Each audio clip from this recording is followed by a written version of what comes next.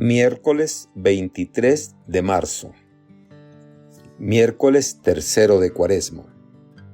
Evangelio según San Mateo.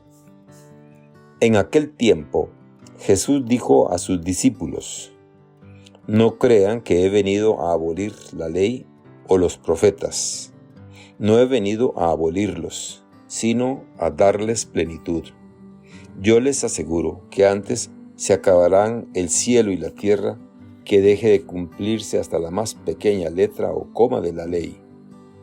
Por lo tanto, el que quebrante uno de estos preceptos menores y enseñe eso a los hombres será el menor en el reino de los cielos. Pero el que los cumpla y los enseñe será grande en el reino de los cielos. Palabra del Señor. Gloria a ti, Señor Jesús. Reflexión. Un día más, tratamos de descubrir y hacer nuestro el mensaje que la palabra de Dios, especialmente el Evangelio, nos dirige para que nos guíe, sea nuestro alimento, nos ilumine y haga caminar sinodalmente con nuestras comunidades, nuestra parroquia de Lourdes y nuestra querida iglesia.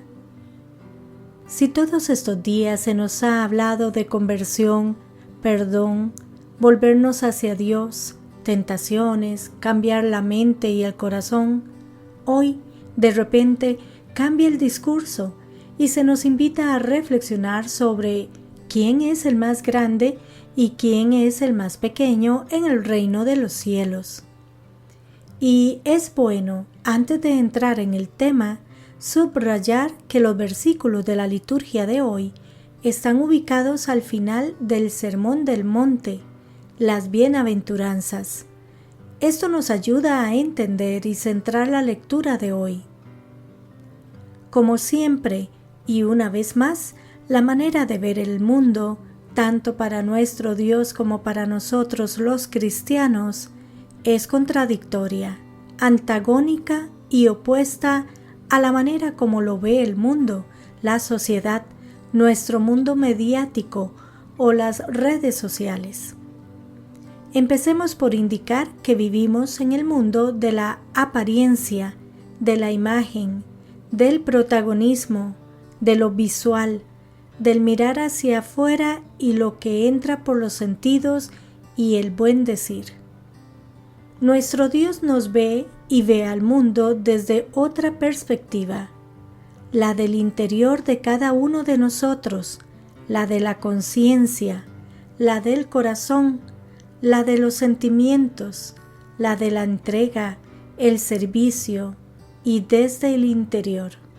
Tampoco es casualidad que nos llame más la atención asistir a un concierto de los Coldplay que a un retiro, asistir a la reunión dominical o escuchar a tantas personas que caminan a nuestro lado en medio de dificultades, soledades, carencias y necesidades.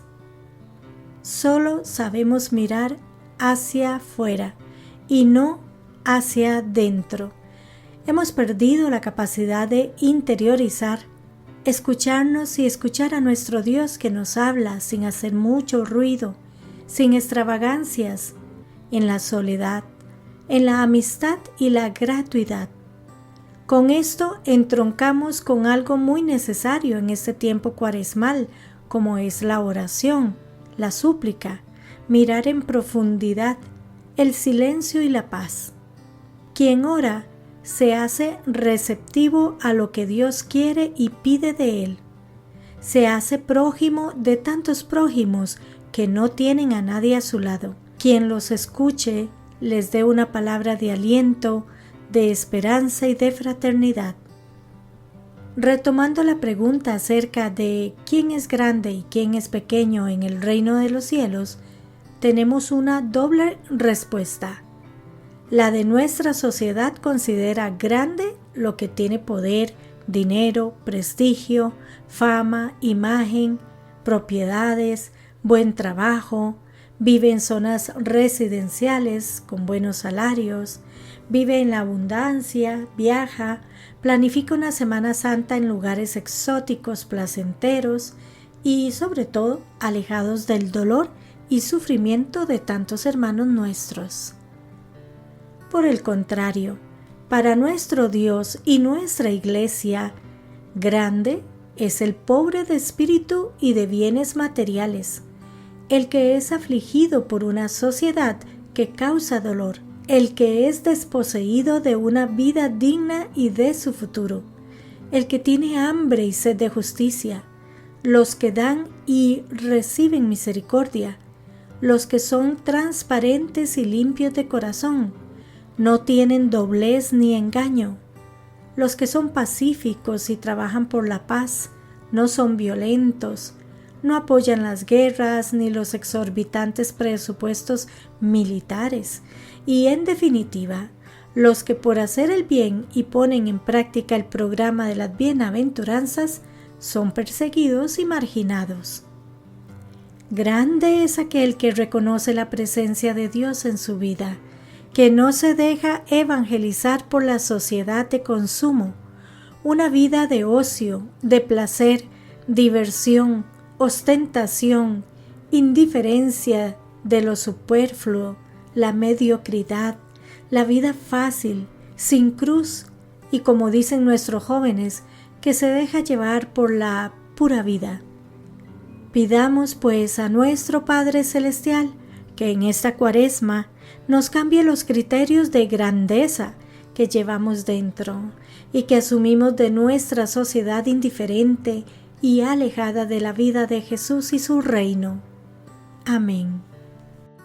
Hermanas y hermanos, el breve pasaje del Evangelio que acabamos de escuchar toca un aspecto fundamental en nuestra vida de fe: el cumplimiento de los mandamientos de la ley de Dios. Este aspecto es importante que lo tengamos claro y lo vivamos, porque nuestra sociedad descalifica de entrada toda ley religiosa o ley de Dios. Todo lo que suene a la ley de la Iglesia o ley de Dios es atacado y descalificado como algo oscurantista, pasado de moda, que atenta contra la libertad de las personas e incluso se llega a afirmar que atenta contra los derechos humanos. Estas críticas y descalificaciones solo manifiestan una enorme ignorancia de lo que es la ley de Dios y lo que pretende. Para comenzar, la ley de Dios, como palabra de Dios que es, tuvo su vigencia en el pasado y la sigue teniendo en el presente. Ella busca proteger al pueblo de Dios, proteger a las personas y regular las relaciones interpersonales de manera que no nos hagamos daños unos a otros. Está fundada en la dignidad que tiene toda persona, en el respeto a la vida, en la defensa de la justicia y de la paz. Por eso Jesús se enfrenta a las autoridades religiosas de su tiempo, que han desvirtuado la ley al hacer excesivo énfasis en el cumplimiento estricto de la letra de la ley y olvidar el espíritu de la ley. La ley está al servicio del ser humano, y no el ser humano al servicio de la ley. Y hoy, en el contexto del Sermón de la Montaña, Jesús nos invita a observar la ley y los profetas. Él no ha venido a abolirlos, sino a darles plenitud. Es verdad que no suena igual la ley en sus labios que en los de los fariseos. Estos han desmenuzado sus preceptos en una casuística interminable y a la vez han establecido rigurosamente unos mínimos imprescindibles, sin los cuales se incurre en la ira de Dios. Jesús, en cambio, atrae la atención de sus oyentes hacia lo que está detrás de las exigencias de la ley, conectando con la voluntad de Dios que la promulgó.